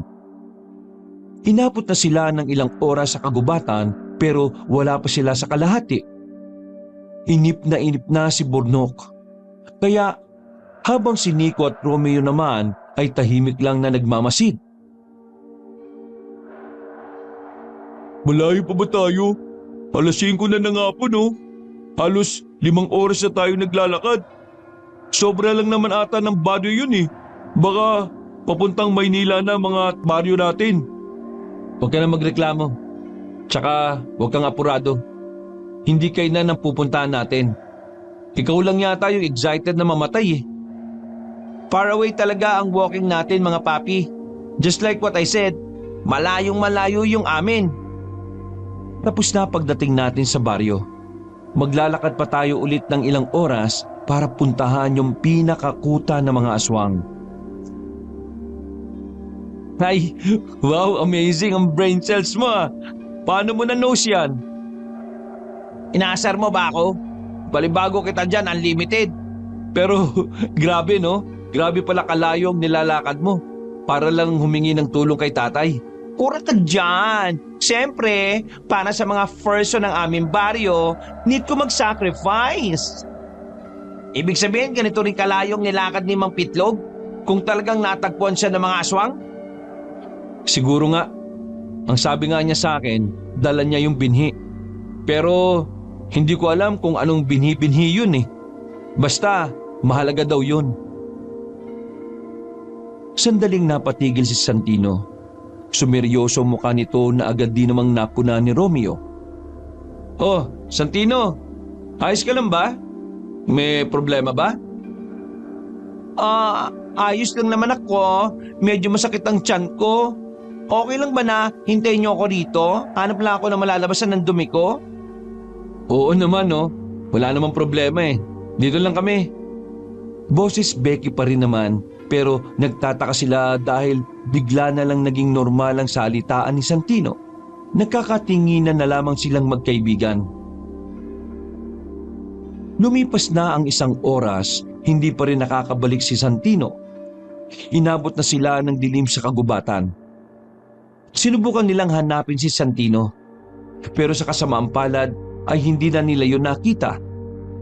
Ang tanging nakita lang nila ay ang nag-iisang tsinelas ni Santino na naiwan sa ilog.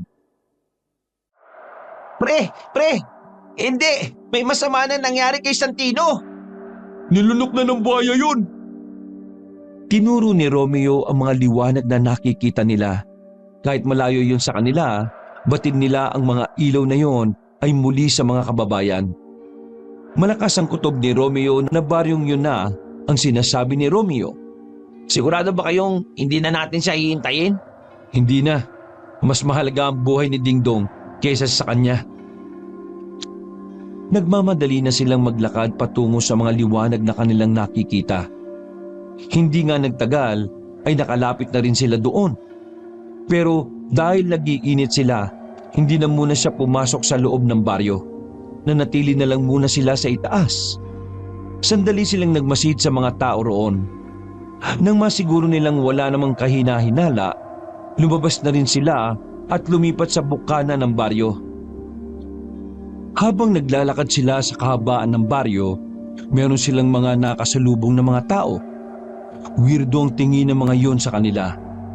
Tipong parang yun na ang unang pagkakataon na nakakita ang mga yon ng tao mula sa ibang lugar. Masama ako po dito mga par. Kung makatingin sila parang mga ngain ng tao. Ako rin pre, hindi maganang loob ko rito. Baka mamaya niyan mali pala tayo ng napuntahan. Kaya nga humanda kayo. Ihandaan niyo ang mga sandata ninyo. Kasi anumang oras, pwede tayong mapalaban dito. Mayroon silang natanong na parang malaking bahay. Hindi tulad ng mga kabahayan na una nilang nakita, mas malaki at mas maliwanag ang bahay na yon. Lalapit sana sila roon nang bigla silang makaramdam ng pagkahilo. Umiikot kayo pre. Anong nangyayari? Umiikot ka rin sa akin pre. May gumagamit ng salamangka ng pampatulog. Salamat ka ng ano? Pre, hinahandok na ako. Wala pang ilang minuto, nawalan na sila bigla ng malay. Bumagsak na sila sa lapag. Bago sila tuluyang mawalan ng malay, naaninag pa nila ang mga taong humihila sa kanila. Mabaho, mainit at maraming lamok. Yun ang eksaktong dahilan kung bakit nagising ang tatlo mula sa halos isang oras na walang malay. Nasa loob sila ng isang silid na mapanghi. Walang bintana doon kahit na isa lang. Ang naroon lang ay ang pintuan na parang kaunting dabog na lang ay masisira na rin. Diyos ko, nakidap na tayo mga pre. Kidnap? Walang yung buhay to. Hindi ako tutubusin ng tatay ko. Gustong-gusto na ako na mamatay nun Ako naman literal na walang pantubo sa mga magulang ko. Anong gagawin natin? Manahimik nga muna kayo. Di ako makapag-isip ng maayos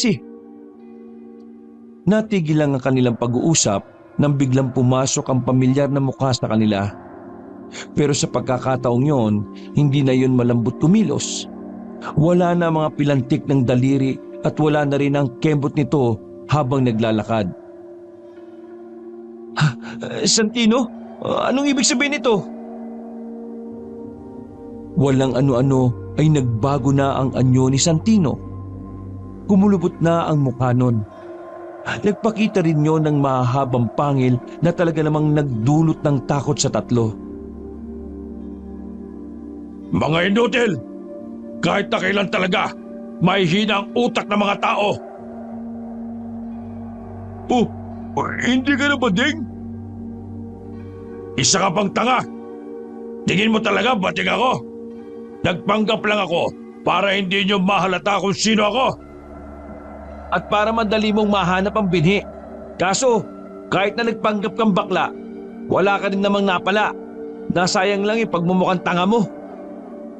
Pero sa totoo lang, bagay sa'yo yun Sa gigil ni Santino ay bigla nitong sinakal si Nico. Ulam-pula na ang mukha ng binata nang tigilan siya ng aswang. Kapag hindi na ibigay sa akin ni Pitlog ang binhi, mamamatay ang kapatid mo, Romeo. At alam mo ba kung bakit ka nandito? Yun ay dahil para masaksihan mo kung paanong paslangin ang kawawang bata na yon. Huwag mo sasaktan ang kapatid ko! Walang yakang aswang ka! Tumawa ng malakas si Santino at lumabas na rin yun ng silid. Samantala, may mga pumasok naman na iba ring aswang. Tinanggal sila sa pagkakatali at kinaladkad patungo sa silid na yun. Dinala sila sa malawak na bakuran na kung saan naroon na pala si Dingdong. Naggaya nila, itinali din sa nakatusok na kawayan. Kuya Romeo! Dingdong! Walang yung pangalan yan. Tunog ng doorbell kapag pinindot Nasa kabilang banda ng bakuran ng batang si Dingdong. Kaya naman halos magsigawan na sila ng bata habang nag-uusap. Kumusta ka? Sinaktan ka ba nila? Anong ginawa nila sa'yo? Wala naman silang ginawang masama sa akin, kuya. Ayos lang ako. Ang gusto nila ay si tatay at ang bini. Kapag hindi daw naibigay yun ngayong gabi, gagawin daw po nila akong popis. Natigil ang kanilang pag-uusap nang biglang dumating na naman si Santino. Hindi pa rin nagbabago ang mukha nito. Santino, subukan mo nga kumembot. Bigla na lang sinampal ng isang aswang si Nico. Aray ko naman, kembot lang damot. Samantala, rektang nilapitan ni Santino ang lalaking si Romeo. Hinawakan nito ang mukha ni Romeo ng madiin. Ang sabi mo, nauna na rito si Pitlog. Pero bakit wala? Naniwala ka naman. Isang malakas na sampalang natanggap ni Romeo mula kay Santino. Halos matanggal ang ngipin niya sa sobrang lakas. Mahilo-hilo nga siya dahil doon. Galit na galit si Santino sa kanya. Sa sobrang inis nito, kinuha ni Santino ang itak ng isa pang aswang. Nilapitan nito ang batang si Dingdong at tinutukan ng itak sa leeg. Wag! Pakiusap! Huwag mo sasaktan ang kapatid ko! Napupuno na ang pasensya ko. Hindi na ako natutuwa, Wag! Ituturo ko na sa'yo kung nasaan ang binhi. Nang marinig yun ni Santino ay bagyang nabawasan ang inis nito. Lumapit agad yun kay Romeo. Nasaan ang bini? Ituro mo sa akin! Ituro mo! Nasa bulkang mayon. Ha? Nasa bunganga ng bulkang mayon ang binhi. Hinulog ni tatay doon kanina. Seryoso ka ba sa sinasabi mo? Ha? Siyempre hindi. Asar ka ba? Hindi na nagdalawang isip pa si Santino ng mga sandaling yon. Dahil sa sobrang galit, nilapitan nitong muli ang batang si Dingdong. Nasa aktong pupugutan na sana ni Santino si Dingdong nang biglang dumating si Mampitlog. May dala-dala itong pana. Tinira nito ng palaso ang kamay ni Santino, dahilan para mabitiwan nito ang itak. Ano pang tinitingin-tingin nyo mga siraulo kayo? Patayin nyo ang batagtang yan! Lumusob ang mga aswang kay Mampitlog. Hindi naman nagpatinag si Mampitlog sa mga yon. Nagpakitang gilas na naman ang matanda sa paghawak nito ng itak.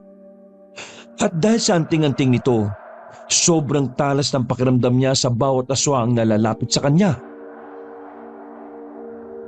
Nang maramdaman ng mga aswang na medyo alanganin sila, ay nagsinto muna sila.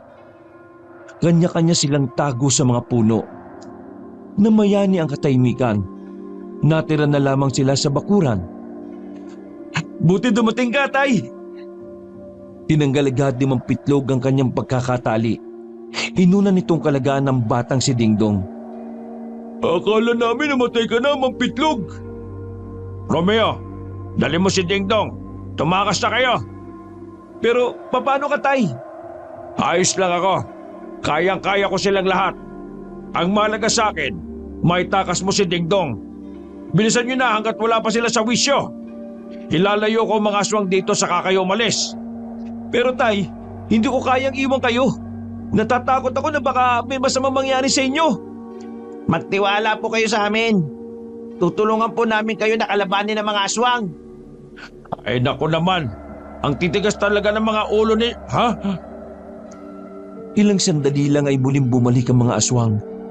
Tila ba nakabuelo na ang mga yon. kita nilang nasa itaas ng bubong si Santino. Bitlog! Hindi na kayo makakalis dito. Yang mga kasama mo, lalo na yung dalawang anak mo, dito na yung mamamatay. Kaming dalawa ni Nico. Pamilya ka ba nila? Ha? Pamilya ka? Ang epal nyo Manahimik ka nga. Wala naman kayong silbi. Ang sakit mo naman magsalita. Pero mas masakit kapag hindi mo makukuha yung bini kahit na kailan. Kung hindi ko man makukuha ang binhi, mas maigi nang mamatay kayong lahat dito. Mga kasama, lusob! Nagbabaan na ang mga aswang at parang mga gagambang gumapang patungo kina Romeo. Agad naman pumunta sa harapan nila Romeo ang matandang si Pitlog. Kuya, tulungan niyo si tatay. Huwag niyo akong isipin. Hindi ako magawang saktan ng mga aswang. Basta, mahabang paliwanag O sige, sabi mo Dumampot ng mga sandata ang tatlong binata. Sa pagsagupaan din sila kasama ni Mang Pitlog. Sa mga nakalipas na mga sandali, lugatan na rin sila Romeo. May kanya-kanya na silang tama. Dahilan para bumagal na rin ang kanilang kilos. Gumilid na kayo. Ako nang bahala rito. Sige na. Hindi, tutulungan ka namin hanggang sa kamatayan. Hindi ka namin iiwan, Mang Betlog. Sabing Pitlog ang pangalan ko, visit ka talaga. Muli silang bumalik sa pakikipaglaban. Sa mga nakalipas na minuto ay marami-rami na rin silang napatumbang aswang. Hanggang sa dumating na ang pagkakataon na tanging si Santino na lamang ang natitirang matatag. Santino, kita mo naman ang nangyari sa mga kasama mo. Wala ka nang magagawa ngayon. Sumuko ka na lang. Ano ka, pulis? Susuko ako sa'yo? Hindi ako papayag na manalo ka ngayon. Ihahatid kita sa impyerno. Lumundag si Santino palapit sa kanila. Maras itong umatake. Pero sa halip na si Mang Pitlog ang puntiryahin nito, si Nico ang binira nito. Nagawa nitong kalmutin ang binata sa tagiliran. Buti na lang ay hindi ganon kalalim ang tinamo nito. Pero sapat pa rin yon para tuluyang mapaupo na lamang si Nico sa lupa. Nico, ayos ka lang ba? Para rin akong sinapak, pre. Tapos, tatanungin mo ako kung ayos lang ba ako? Bornok, gumilid na kayo. Isama niyo si Dingdong. Kami na ni tatay ang bahala rito. Binalikan nila ulit ng tingin si Santino. Nagtaka sila dahil bigla na lang nawala ang aswang na yun. Ilang sandali lang, nagulat na lang si Mang Pitlog nang may bumaon na palaso sa hita nito. Tay! Huwag mo kong intindihin. Ayos lang ako. Hindi na naituloy ni Mang Pitlog ang kanyang sasabihin nang biglang nasa gilid na pala niya si Santino. Sinubukan ni Romeo na tamaan niyo ng taga. Pero sa kasamaang palad ay mabilis lang itong nakailag. Biglang itinarak ni Santino ang matatalas nitong kuko sa balikat ni Mang Pitlog. Pero dahil sa anting-anting na suot nito ay parang wala man lang naramdaman na matanda. Anong akala mo sa akin? Kasing hida mo? Hindi mo ako matatalo ng ganito lang. Lumingon si Mang Pitlog sa gilid nang maramdaman na doon manggagaling ang aswang na si Santino. Pagkagupit niya ng hawak na itak, tinamaan agad yun sa leeg. Hindi pa nakontento si Mang Pitlog. Hinila niya ang leeg ng aswang na yon gamit ang dulo ng itak nito na may kalawit. Gumulong pa ang ulo ni Santino. Tinakpan naman nila Nico at Bornok ang mga mata ng batang si Dingdong. Napas lang nila ang aswang na si Santino. Pero pagkatapos noon ay nawalan na ng malay si Mang Pitlog. Nagmamadaling pinasahan ni Romeo ang kanyang ama. Tay, gumising ka. Anong nangyari sa'yo? Sandali silang tumigil sa pagtakbo nang maramdamang dumilat na ang matanda. Tay, ayos na po ba kayo, Tay? Romeo, ikaw na ang bahala sa kapatid mo, ha? Ano bang sinasabi niyo dyan, Tay? Yung palaso, may malakas na lason. Hindi na ako aabot sa ospital. Hindi, kakayanin mo yan. May anting-anting ka, di ba? Hindi na rin kaya ng anting-anting ko ito, anak. Hindi na ako magtatagal. Agad na tumulo ang luha ni Romeo. Hindi niya matanggap kahit nanalo sila, mawawala pa sa kanila ang kanilang ama. Tay, iiwan niyo po ako. Akala ko po ba, paglulutuan niyo ako ulit ng paborito kong turon na malamot po yung saging? Bakit kayo nagpapaalam, Tay? Dingdong, anak. May mga bagay talaga sa mundo na kailangan nating tanggapin. Isipin mo na lang na tapos na ang misyon na binigay sa akin ng Diyos. Huwag ka mag-alala, anak. Kahit na wala na ako sa tabi mo, lagi naman kitang babantayan. Pero sabi niyo po, hindi kayo mawawala kahit na kailan eh. Pero bakit niyo po ako iiwan? Nagsinungaling lang po kayo nung sinabi niyo po yun. Sabihin niyo sa akin, Tay, na hindi po kayo mawawala. Pakiusap po, Tay. Huwag niyo po akong iiwan. Hindi kita iiwan, anak. Lagi lang akong nasa puso niyo ng kuya mo. Umubo-ubo ng sunod-sunod ang matandang si Pitlog. Maya-maya pa ay tuluyan na rin itong nalagutan ng hininga. Napalot ng iyakan ng kagubatan. Naging saksi pa ang papasikat na araw sa kanilang pagdadalamhati.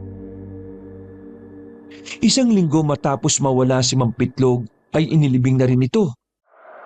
Masakit para sa kanila ang nangyari. Pero sa kabilang banda ay sinusubukan pa rin nilang maging masaya. Alam nila na yun din naman ang gustong mangyari ng kanilang ama. Ang pagkapanalo nila sa mga aswang ay isang malaking tagumpay para kay Romeo. Nawala man ang kanyang ama, napigilan naman nila ang masamang balak ng mga aswang. Sa paglipas ng mga buwan na taon, nakapagsimula na rin ng bagong buhay si Romeo kasama ang kapatid at kaibigan. Samantala, nahanap na rin ni Romeo ang binhi na hinahanap-hanap ng mga aswang. Natatawa na lang siya dahil ang binhi na yon ay natagpuan lang niya sa loob ng pendat ng kwintas ni Dingdong. Ang kwintas na binigay ng kanyang ina nung kapapanganak pa lamang ng bata. Wakas. So, mga ka-KB, mga kabangers, sana po ay nagustuhan niyo po ang ating napakagandang kwento ngayong araw na ito. Siyempre, ito para po sa inyo dahil naging 300,000 subscribers na po tayo. So, thank you very much po from the bottom of my heart. At siyempre sa buong Team KB, nagpapasalamat po kami sa inyong walang sawang suporta po. Okay, and siya nga po pala, bago ako magtapos, i-announce ko lang po, in the near future, magkakaroon po tayo ng Team KB Apparel. So magkakaroon po tayo ng mga t-shirt. Ito, yun nga, kaya bigla ko nagpalit nito ng cap na meron pong nakalagay na KB, na meron pong black, meron pong white to. At magkakaroon din po tayo ng, yun nga, yung hoodie. Yan. At magkakaroon din po tayo ng mug na Team KB. And syempre, ang good news po nito, every time po na bibili po tayo ng mga apparels natin, siguro ilalagay po natin to sa Shopee or sa Lazada para mas madali po yung ating pag-order, no? Magkakaroon po kayo ng isang raffle coupon kada isang apparel na bibili nyo. Kunwari bumili kayo ng hoodie. So meron po kayong raffle stub noon o raffle entry. Tapos or cap, isang raffle entry po. Yung parang ganun po. At ang tanong, Kabanong, ano ba yung pwede nating mapanalunan dyan? So, ito po ang good news. So, di ba natatandaan yun, nagpagawa po ako, sa mga hindi nakakaalam, no? Nagpagawa ako ng isa pong miniature na kabanong. Yan. Okay, ayan, no? Nakita nyo po. Ang maganda ho nito, ayan, meron po siyang kabanong po na sweatshirt. Ayan po yung kanyang cap, mug, at meron din po siya ngayon, no? Yung KB na cap po at ito yung kanyang hoodie. Ayan po. So, ito po sa totoo lang po pagka pinagawa po ito, this is worth almost 7 to 8,000 pesos. So ito po yung pwede niyo pong mapanalunan na souvenir, okay, from Kabanong. Ayan po. O di ba? So meron na po kayong apparel ng Team KB, ay meron pa kayong chance na manalo ng worth almost 7 to 8,000 po.